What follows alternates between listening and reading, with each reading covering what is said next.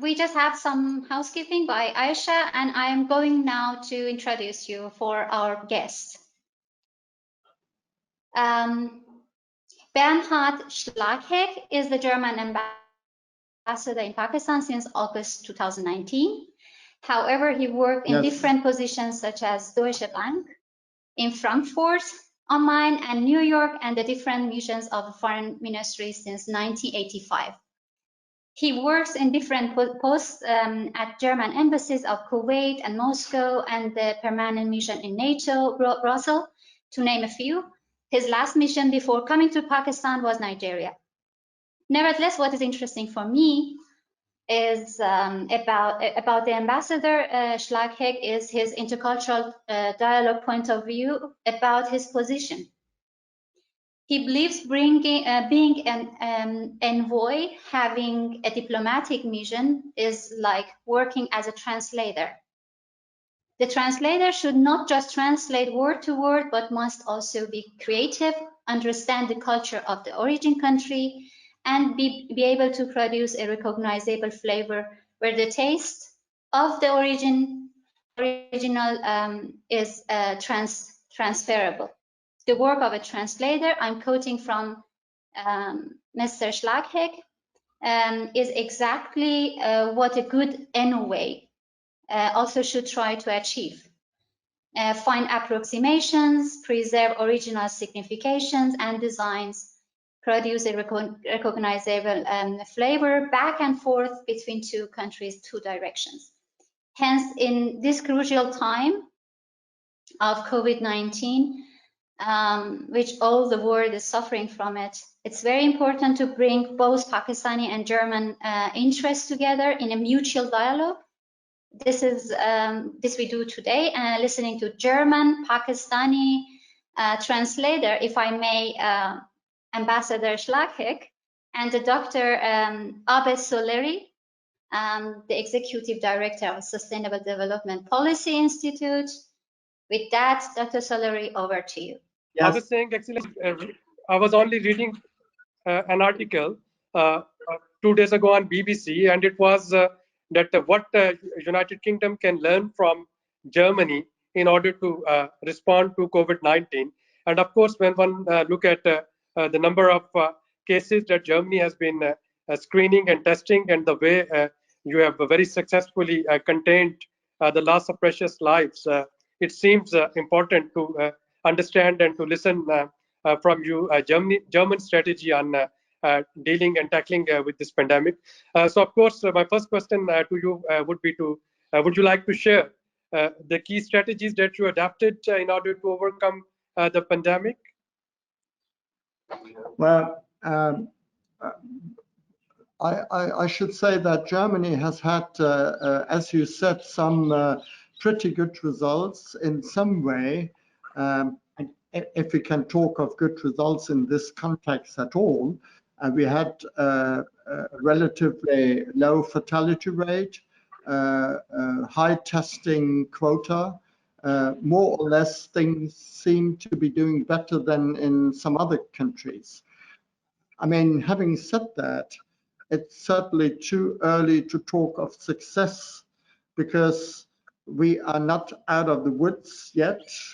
We have, I think this is yesterday's score, roughly 145,000 cases of infection with circa 4,000 deaths. We are currently number 4 in Europe, so it's not that you would call Germany untouched. We had a certain head start from the beginning, so to say, because the virus hit us somewhat later than other European countries, and we tested earlier than most of the others, and on a much broader scale. So far, almost 1.8 million tests had been made.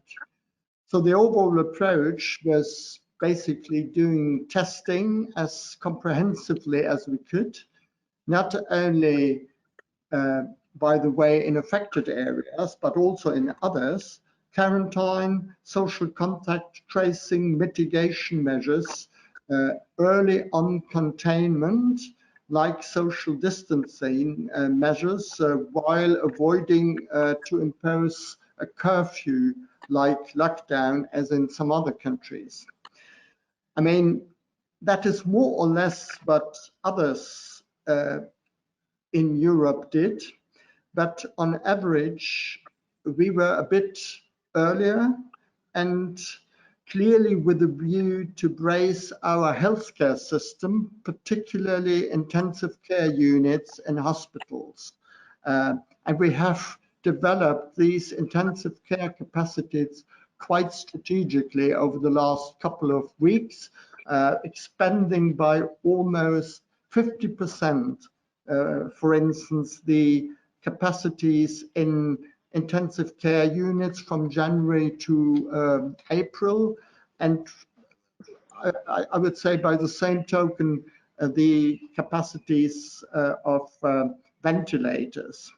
So in a nutshell, we haven't done things any better or much more differently as other European countries that had been affected, but we had a highly sophisticated and well-tested public healthcare system at our disposal, and we developed very quickly an medical epidemiological strategy to which we could then refer swiftly.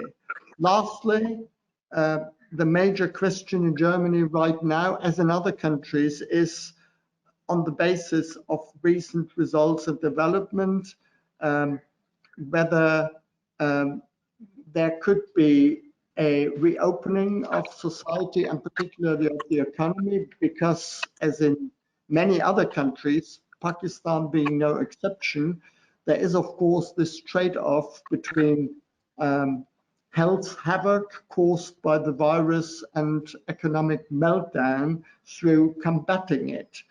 And here the German federal government and the provinces have decided quite recently, on Wednesday in fact, some and gradual easing of measures, including a restart of smaller shops and particularly a reopening of kindergarten and schools early May. Still, the bulk of measures, particularly on social distancing, suspension of mass events, the entry ban for non-EU citizens remain in place for the moment. And the expectation is that providing the infection rate will continue to gradually decrease, more easing of measures can take place, and society and economy will gradually return to normality in due time. Thank you for the moment. Well, thank you, Excellency. You know, one of the arguments that we often hear in developing countries, that if countries in Europe and North America with their highly sophisticated healthcare infrastructure, if they were not able to be very successful in tackling COVID-19, the developing countries, of course, they are no match to it. And this argument is often now being presented in the discourse whenever one talks to policymakers in developing countries, reminding them that they had to invest more in public healthcare infrastructure. So their counter argument is that yes, we do need to do it, but in the countries where they have invested a lot in their public health infrastructure, even there the results are not very different. So can you elaborate or enlighten us on this need for investing in public healthcare infrastructure? Well, I think one of the lessons that we have to draw so far, I mean, we have to say we are still in a flux, and I do not want to be too, let's say, definitive here, but one of the lessons I'm at least drawing from the crisis so far is that the viability and resilience of a functioning public health sector is absolutely vital for successfully combating any disease of the corona type. We have seen a sort of neglect in some, I would say, developing countries uh, uh, of the health sector, particularly of the public health sector, over the last couple of years. And I think that is now, to a large extent, responsible for not being able to appropriately being resilient to kind of challenges that we are seeing over the last three months or so. So I think societies which had neglected public health sectors and have found it more difficult to cope with the crisis, I think that is what can be said quite uncontestedly. And we in Germany, we have always, because we had I would say, a quite effective and functioning public health sector, we have always tried to support and foster the development of the public health sector.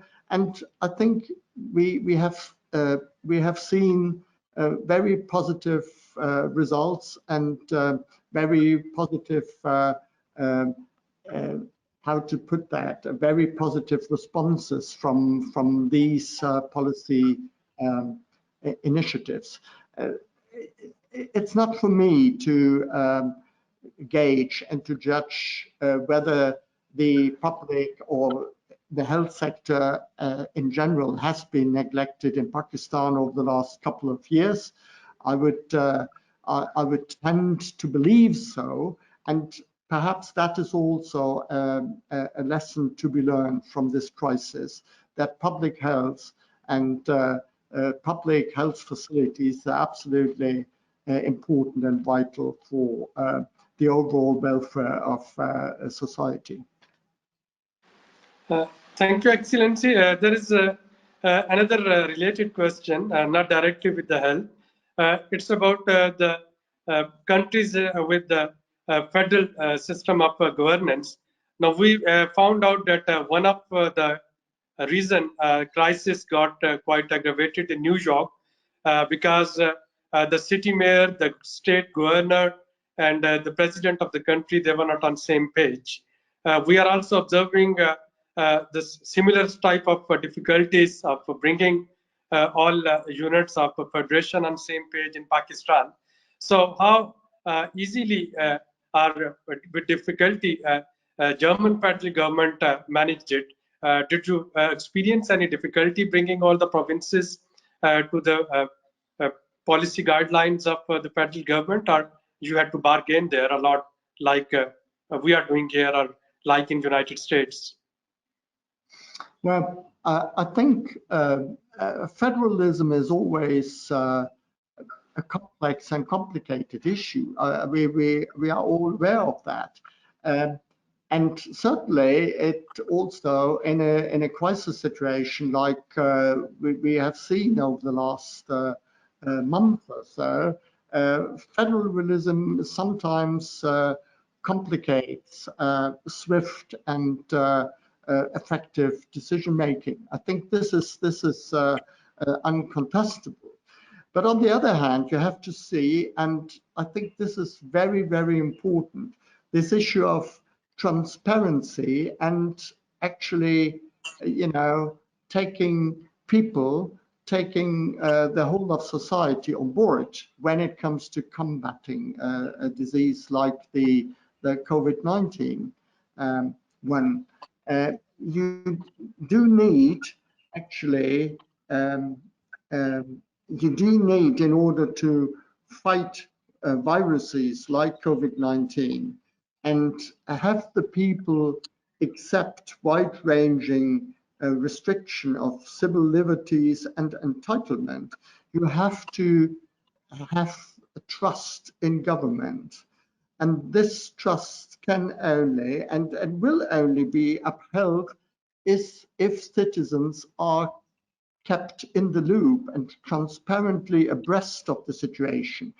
And that is much more easier to be done by local and regional governments and administrations that are close to the people. So we have to take that into consideration. Of course, when it comes to administrative, I would say, procedures, you have to seek to it that there is a unity of purpose. There is a unity of purpose that should be underpinned also institutionally. And I think in Germany, again, that has functioned quite well. There are, I would say, tried and tested mechanisms to bring the federal level, the regional level, and the local level. A number of, for instance, very effective hospitals in Germany are actually being run by local authorities, by cities. And I think this kind of reconciliation of approach that has functioned quite well in Germany. But again, we could rely on tried and tested procedures. And, you know, I would say a legacy of cooperative relationship between the federal, the regional, and the local level. That might not be the case in each and every country that has been a federal structure. Here again, I do not want to judge how the reconciliation, the dovetailing of views has functioned in Pakistan. We see other countries like the US who also happen to be a federal state. Here again, we have some bumps in the road and some major hiccups between the federal level and state governments. So it very much hinges on not only on the institutional arrangement, but also on the political culture that is prevailing in a country. And for Germany, I would say this political culture in Germany was very much weighted towards solving this particular very critical issue in the shortest period of time. And again, we are not out of the wood yet, but I would say the auspices are not that bad for the moment. Thank you. Excellency, is there anything that we can learn from Germany's experience? Of course, Pakistan and Germany have no match. You are able to conduct almost 1.3 million tests so far. Average tests which were done during the peak of this pandemic were more than 100,000 tests per day. Ours are still around 6,000 tests per day. So despite this huge difference in our fiscal resources and in our public health situation, do you think there are certain lessons that we can learn from Germany's experience so far and we can try to replicate them here? Well, again, I mentioned already one or two lessons I would draw from the overall situation. Again, we are still in flux, and I would like to reserve my judgment for a time when we have actually overcome and passed this critical phase of combating COVID-19. I already mentioned, and I think that is a very important lesson, the importance of a vital and resilient public health sector, and of course of funds, sufficient funding for health purposes and the health sector. This is one thing. the second thing I already alluded to is the transparency thing. I think transparency, taking people on board, taking societies on board, keep them aloof and abreast, and not trying to, hiding information from the overall public, and trying not to give anything out, and misinform and lead people to misconduct. This is, I think, absolutely important for bracing for such a crisis and actually overcome it. I would add one other element that I think it's very important. I think it's despite some propensity to the contrary in the early phases of this crisis, not least within the European Union, I have to admit that, but the need for international cooperation is undiminished. I mean, if you look at the differences, the structural differences between, let's say, the 1980 pandemic, the so-called Spanish flu in Europe, during the First World War, with up to, I think, 50 million deaths. If you look at the Great Depression in the end of the 20s, and then the recession in 2008, the economic recession in 2008, which was global indeed. I think the main difference between these three big crises was that in 2008, all countries at the time mustered their capacities to fight the challenge jointly. And I think this is very important to note. That is a lesson to be taken in. I mean, I think this is not the time for geopolitical turf wars. That is what basically our president, Frank-Walter Steinmeier, has recently said. And I think this is absolutely true. I add, this is not the time to undermine trusted international bodies like the WHO, which is certainly not perfect, certainly not beyond criticism, but need to focus now on the immediate requirement of combating the pandemic. So we need more formats to confront the challenge, the immediate challenges. We have to create synergies in research, in developing vaccines, in ensuring joint treatments as a common good, as a common human good. And I think this is a message that cannot be voiced loud enough. I think in this crisis, there is really a great necessity for cooperation, international cooperation, and for international solidarity. And that seems to me also to be a lesson from from this crisis, despite the fact that I have to admit, in the initial phases, even in Europe, there was a tendency, a propensity to resort to national and only national solutions. Thanks to God, that has been overcome now in Europe.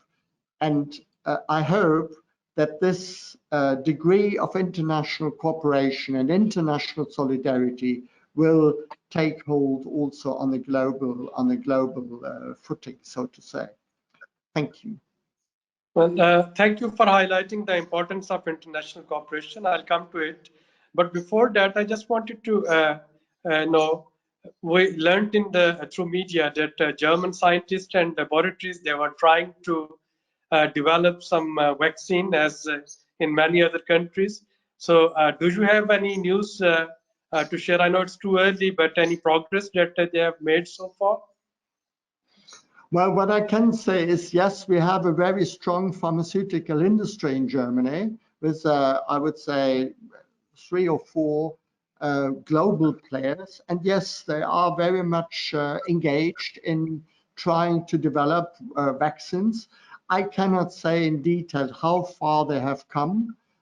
We had some, I have heard, because there is also I would say a subsidiary of Bayer here in Pakistan, and I spoke to some people from Bayer on that. They are quite confident that they can develop something to the end of the year, perhaps earlier.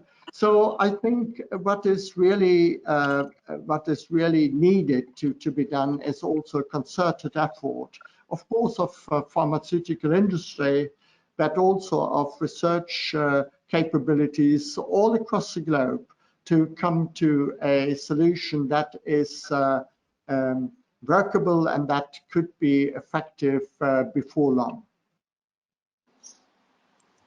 Thank you. And now let's come to this international cooperation. And as you are aware, Prime Minister Khan, he was in contact with Chancellor Merkel on the issue of debt relief and debt rescheduling.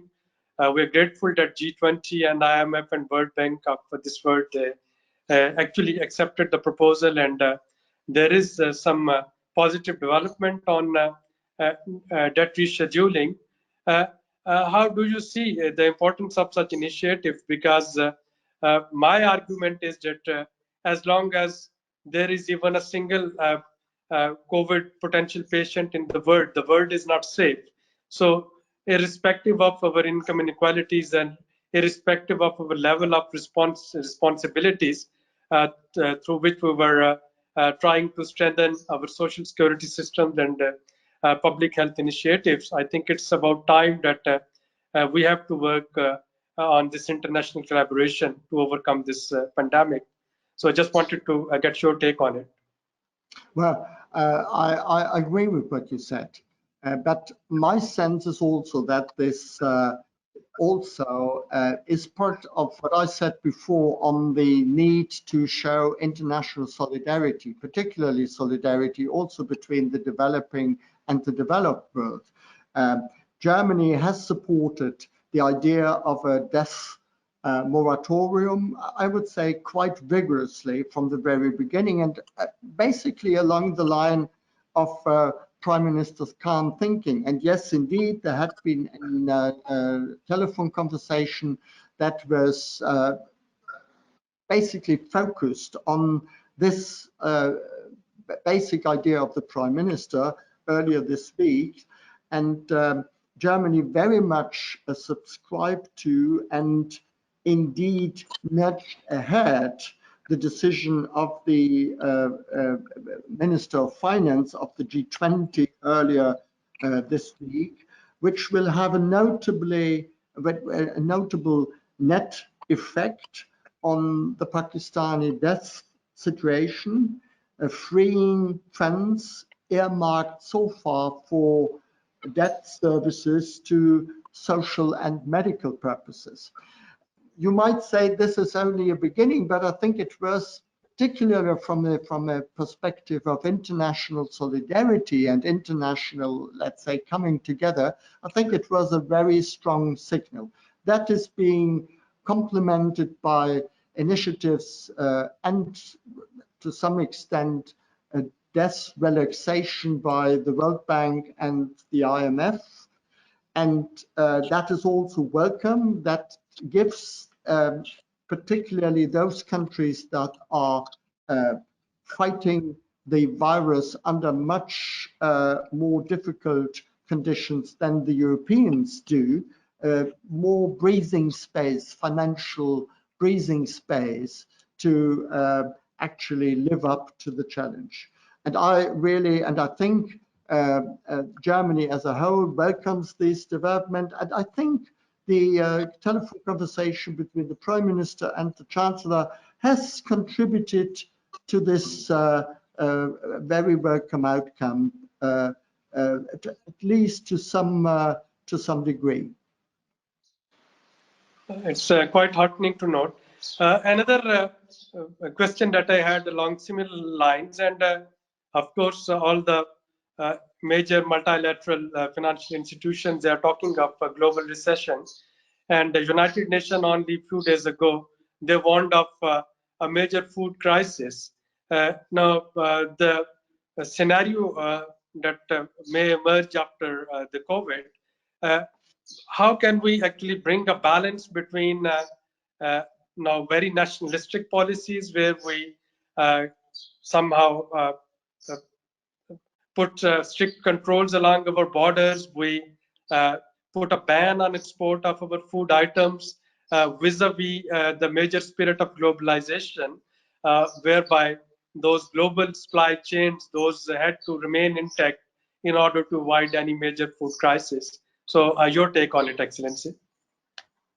Well, I think, I mean, your question points to a number of very serious issues that need to come to our mind. And I think apart from, I would say, some question in a narrower sense, I mean, how we could strengthen our, national health system, how we could uh, cooperate more strongly on research and for instance in the field of developing vaccines. There are a number of I think very important questions to be asked and to be responded on how the corona saga, if I may say so, and its corollaries will affect us all in our economies, but also in our communities, and how much it will or won't actually change us. Can the outbreak provide humanity with new perspective? I mean, these are enormously important questions to which academic and research institutes and capacities and think tanks like yours and all across from all across the globe should devote their undivided attention.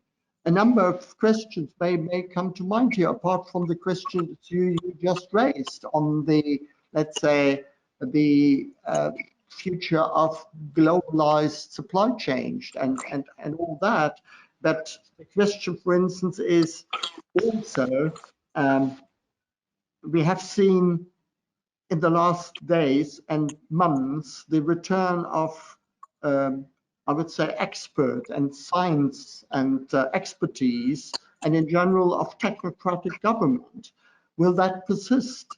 And or which impact will that have on populistic tendencies that we have seen over the last couple of years and so? Will big government and these draconian measures that we are seeing for the time being, will they be pushed back after the crisis or will they prevail? So will the crisis be actually a revealer, an accelerator of disengagement with the liberal and globalized world order of the last decades? And what does that crisis mean under lockdown conditions for communities and for community building and for the future of work? Will there be now a push for a stronger digitalized world? And what does that mean, for instance, for societies like Pakistan that are still, let's say, at the beginning of this digitalization process? What does it mean for social justice, greater equality, concept like universal income? And how will the crisis impact on the relationship between developed and developing countries? And I mean, lastly, I mean, only to mention that, what I find extremely important, will that sense of overall vulnerability that we are seeing now wake us up for the fight against climate change and environmental degradation? Or will that most probably go down in a frenzy for an untainted and wide-ranging economic rebound after the crisis? I think these are very, very important and absolutely viable questions that should be on our radar screen and needs to be scrutinized thoroughly by academicians and researchers, I would say in Pakistan as everywhere on the globe. So there is a lot to do for people like you. Well, thank you for highlighting the importance of academic and research uh, opportunities. Do you have anything in mind, or can you suggest whereby Pakistani think tanks and academia, many of those who have joined today's session, they can enter in partnership with their German counterparts, German think tanks, and German academicians?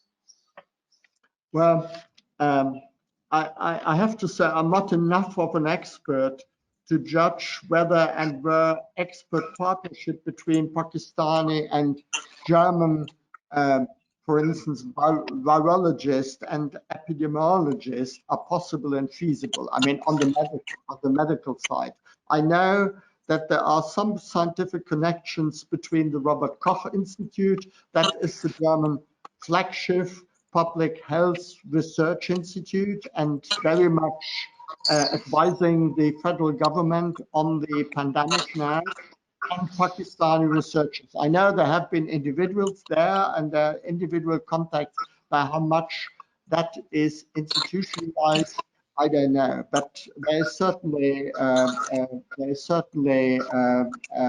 wisdom in finding out. On the wider aspects, so to say, this societal and almost civilizational implications and ramification of the crisis, to which I alluded before. I mean, particularly from the perspective of here in Pakistan, a young but developing society, and in Germany, and I would say a developed but aging society, opportunities of partnership and cooperation do exist.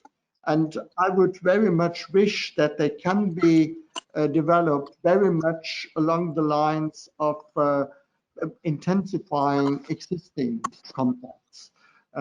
In any event, the embassy would be happy to contribute to fostering and promoting these contacts.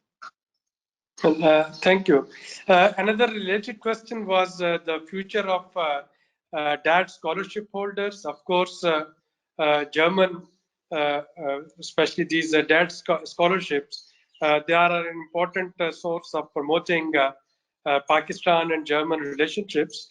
Now, with this pandemic and with this very unforeseen situation, how do you see DAD can help in promoting some sort of online trainings or online modules for, especially for the young students who are now working from home in Pakistan and trying to get their education online? So can DAD do something for them as well?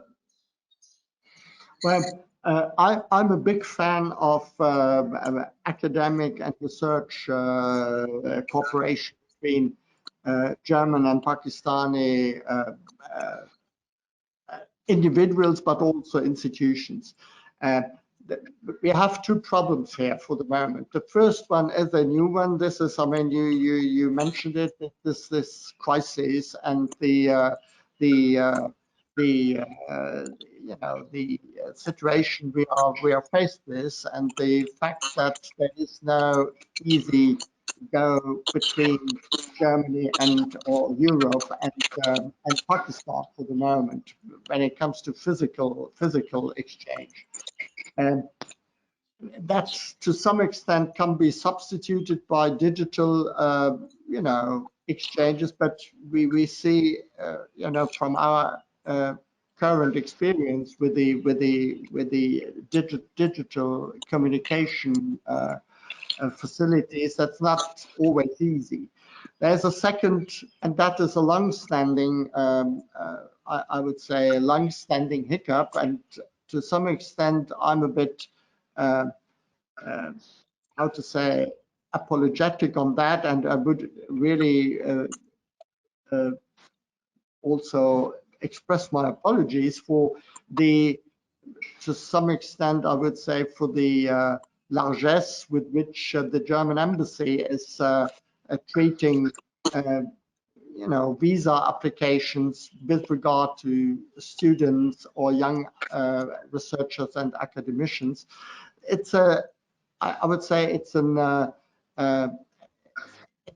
it's not the, I would say it's not the unwillingness of my colleagues here in the embassy in the visa section. It's a structural problem that we have to sort out, and we are in the process to sort that out, but it will take some time. So the waiting list for young people, particularly young Pakistanis who want to study in Germany, who want to do their PhD and so on in Germany, is quite long. And I have to apologize for that. I very much hope that we can improve things over the next months or so. Well, thank you, Excellency. There are just one or two last questions before I open the floor for taking some questions from the participants as well. And this one was about the expats, Germans in Pakistan or expat Pakistanis in Germany. We know there are few people who are on visit visa in Germany, or there are students in Germany who are now stranded. And of course, until there are some flights, they can't return to Pakistan.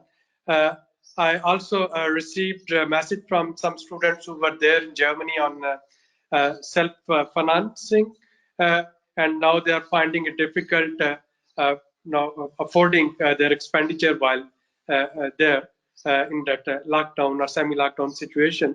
So what would you suggest?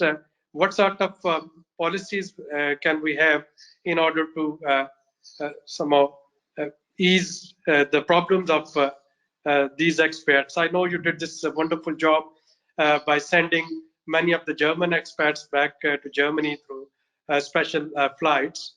Pakistan government is also trying to arrange the same. But what about students and others who are there in Germany for training? Well, I mean, first of all, you already referred to the endeavors and efforts by both our governments to bring those who want to return to their home countries in this crisis back. I think we are in a process here. We had from here, we had two repatriation flights. We are just pondering over possibilities to bring back the remainder of the German citizens who are, for some reason, stranded here. Most of them, it has to be said, are of course Germans with, I would say, a Pakistani background. So they are very often of Pakistani origin. So they are, with their families here.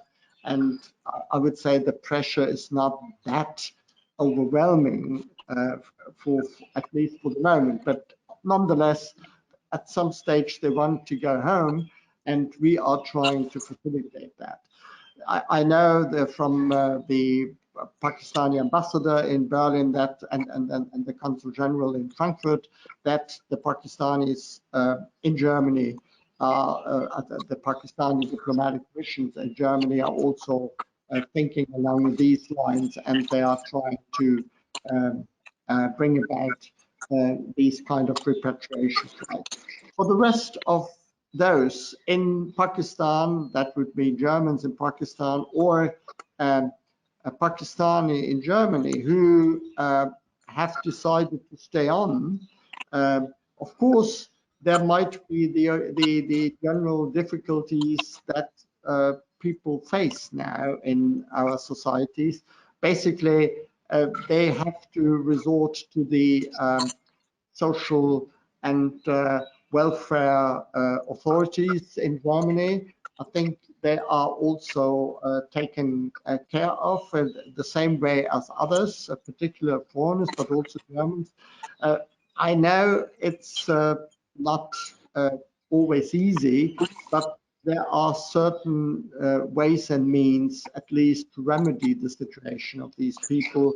And then we certainly hope that the immediate phase of virtual and physical lockdown will hopefully come to an end quite soon. At least that the end of that the light at the end of the tunnel is to be seen very, very soon. Well, thank you. The last question for me, Excellency. Of course, the participants of this webinar, they would be interested to know, apart from debt rescheduling, how else the German embassy in Pakistan is trying to support the people of Pakistan in this testing moment. So anything that you would like to add from your side before I take some questions from the floor? Well, as I said, we are trying to provide international support. We are basically working through international channels. We are the second largest donor, for instance, to the Central Emergency Response Fund of the UN, which is very heavily involved here in Pakistan too. We also have committed funds to the WHO Health Emergency Program, also active, very active and present here in Pakistan. We are also, of course, one of the major stakeholders in the World Bank and in the IMF, and contributing indirectly to what the international financial organizations are doing here. I already mentioned what we tried to do together with the Prime Minister, what the Chancellor did, and Germany as a whole tried to do with regard to the death moratorium and death release.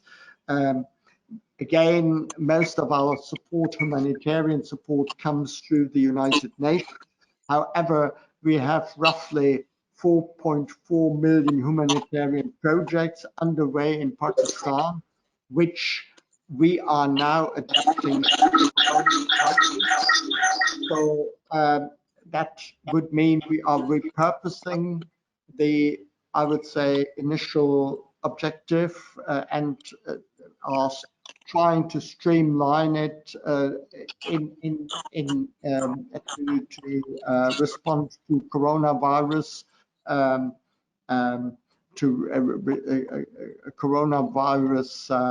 requirements.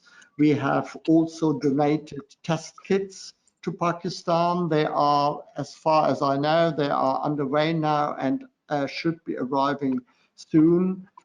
We are again repurposing part of our development portfolio, which is quite significant to address the consequences of corona. For instance, we have somehow repurposed part of our polio engagement in Pakistan, which is important, as we all know, but cannot be pursued for the moment for security and distance reasons.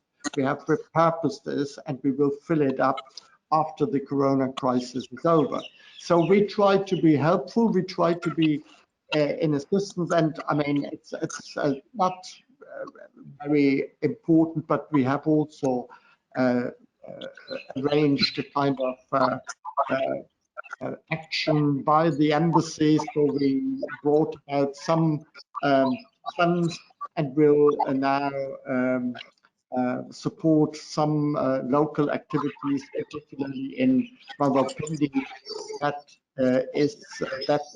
which are active in the area of providing medical gear and also some food relief for the vulnerable people of Pindi. I think we have two questions from Mr. Khaja and Mr. Ahmad Khan. Can I ask? This is Ikrar Khan. Please yes, do. please.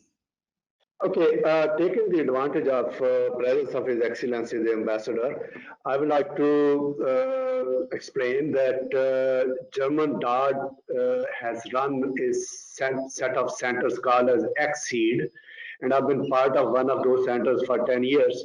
They were focused on specific areas of research. We were working on agriculture and social sciences. Now, this is an opportunity for all of us to create a dedicated window for post-COVID emergency to train PhD level scholars to build our indigenous capacity, because this is not going to go away. This is going to stay here for all times to come, but we do not have indigenous research capacity. So I would like to propose that there should be a set of DART scholarships now set aside for training PhD level COVID virologist for a indigenous capacity building. Thank you for that question. To some extent, I already answered that, because I said I'm not enough of an expert really to judge whether there is, let's say, expert partnership between German and Pakistani virologists and medical expert epidemiologists are, let's say, feasible. I mentioned the Robert Koch Institute. I know from at least two Pakistani virologists who worked there for some time, who are back now to Pakistan, or at least one is back to Pakistan, the other is in the US. So there are ongoing contacts. As I said, I see there is a lot of opportunity for the more, I would say, wider political and sociological questions that relate to the crisis. On the whether there is a possibility to interact more closely on the, I would say, medical aspects in a narrower sense, I frankly cannot say for the moment. But I'm certainly willing to inquire whether there are more opportunities to work, let's say, on an institutional basis with the Robert Koch Institute and with other very notable institutes of virology and adjoining disciplines in Germany. Thank you. Can I ask much. Fatima, can I ask a question? Of course. Very quick two questions. Obviously, if we believe, as the word stool sits on three legs, that is socio-economic and the environment. Now the question is, now in Pakistan especially, as in the world over, the demand side has gone very down. Now all the initiatives in coming year or so, which are going to come, would be on the supply side. Do you think that directly pose a threat to the existing fledgling and weak democracies, because governance is a very major thing and that need to be centralized?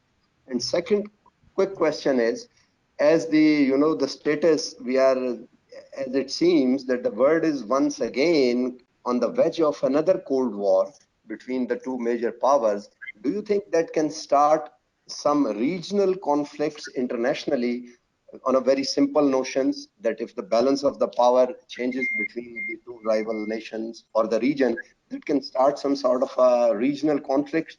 Thank you very much, Mr. Tahir. Thank you very much. Thank you. And that was our last you. questions, because we are running out of the time. I'm so sorry. All right. Thank you very much for this very, I think, pertinent question, both. I mean, first, yes, I think it's a very valid question how, governments will come out of that, and whether they remain in that relatively strong position they apparently have gained in that crisis.